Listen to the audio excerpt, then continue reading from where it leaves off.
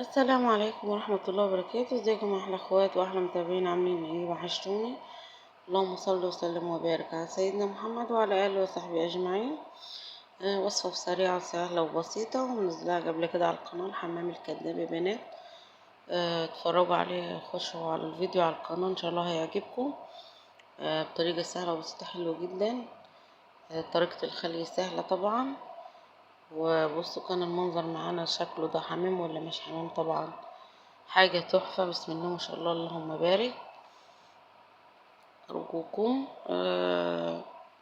يعني بالله عليكم بحبكم في الله، حطوا لايك وشاهدوا الفيديو واشتركوا في القناة فضلا وليس أمرا طبعا، بحبكم في الله.